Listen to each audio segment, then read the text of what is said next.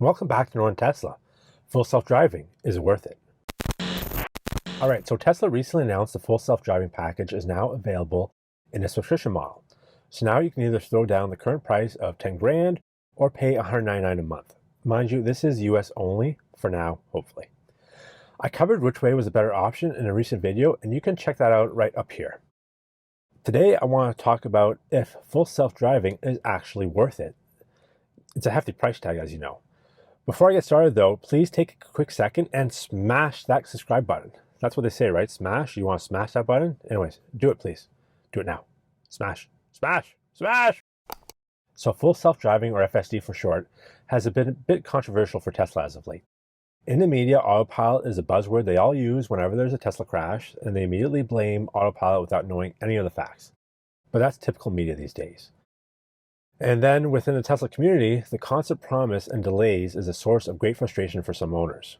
I don't really want to get into all that stuff. I just want to discuss, as of today, July 2021, with FSD in its current state, is it worth it? Before I say if it's worth it, let's talk about what's included. Currently, you'll get access to navigate on autopilot, which drives you from highway on-ramp to off-ramp, auto lane change, auto park, summon. This is where, of course, your Tesla will come to you. And then traffic light and stop sign control. The big part that's missing in all of this is navigating on city streets. Several people in the US currently have access to the beta version, and for the most part, it's been a huge success.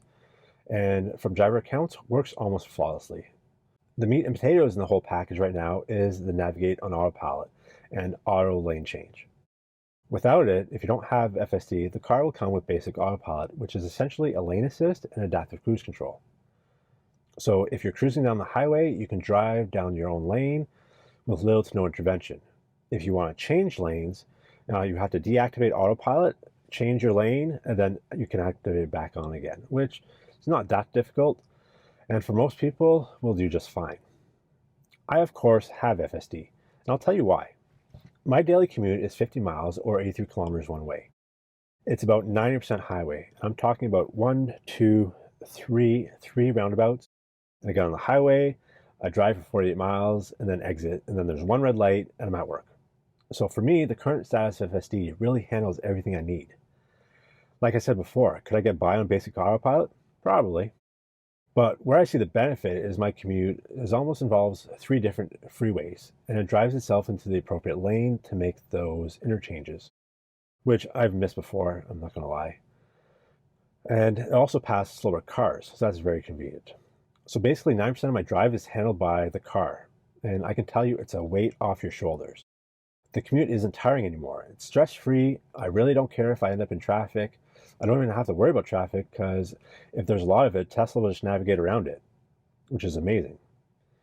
I can't really comment on auto park. It only activates if there's a spot within 2 cars, and there's not all parallel parking in my area, and I always park way at the back of the mall, so I can't use it there either. So I'm not going to comment on auto park. Now let's talk about faults. I think the biggest fault in the side of FSD right now are the delays. Auto steer on city streets was to come by the end of 2020. And technically that did happen, but only to a select group of beta testers. There really is no timeline other than the Elon Musk famous 2 weeks. And that's for the US. Let's not get into when Canada will get it or the rest of the world. So how about any problems in the software? Yes, there's a few. I have to be honest, it works well 95% of the time.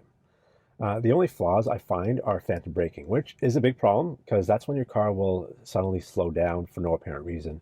And obviously the cars behind you will have to react. It's definitely a problem that needs to be fixed because it's really dangerous. Also, the other thing I find annoying are lane changes. The lane change itself is no problem, but I find it goes from one to the next quite frequently. I drive in a carpool lane, so instead of just sticking to the carpool lane, it'll go in and out, in and out. So I find that annoying. And often you'll have a clear lane ahead of you, and then it'll change lanes because it doesn't want to be in the fast lane. But there's a slow car in the middle lane, so then I'll have to come back again. So those are little annoyances, but I'm sure they'll be worked on.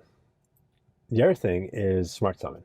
A lot of people hate smart summon because it barely works, and I've seen people drive their cars have driven over curbs. But I think that's because they weren't paying attention. For me, I really pay attention, and I usually only use it in certain situations.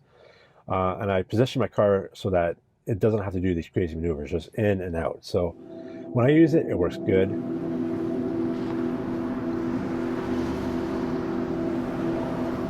And obviously it's awesome because when people are walking in the rain and I summon my car, everyone's like, oh my God, what is this?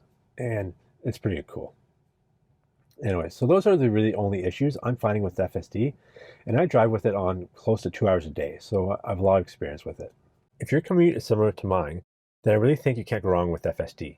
If you're not sure, the best part about FSD being offered in a subscription format is that you can now try it for a month or two, and that way you can actually see if it's something for you and that you'll use on a daily basis. If you do decide to get it though, I do suggest to buy it outright because it offers the best value over the long run, especially if you plan on keeping your car for more than 4 years. If you're primarily traveling throughout the city, then maybe hang on till it's feature complete and it operates in the city altogether. But disclaimer, you will be paying more for when that comes, so it's cheaper if you buy it now because it'll go up in price. Well, hopefully I gave you a bit of insight on the pros and cons of FSD. I hope you liked this video. If you did, give it a thumbs up. Leave a comment with your thoughts on FSD, and also subscribe so you don't miss another video. It also helps my channel grow, so I'd really appreciate it. Again, thanks for watching, and we'll see you next week. 3, 2, 1. And you can tell sometimes it's like raining. Wait. That's a bloopers. Take 1. Now let's talk about ramp, auto lane change, auto park, the meat potato, get rid of this 5-second shit. If you're primarily if you're not sure, the best part about FSD being offered in a subscription format, if you're not sure, the best part about being offered, oh my God, then maybe hang on till it's feature complete and it drives in the city all together. Take 3. So be it that like that. Yeah, okay. That out right here, up here. Today I want to talk about is it up here? I don't know.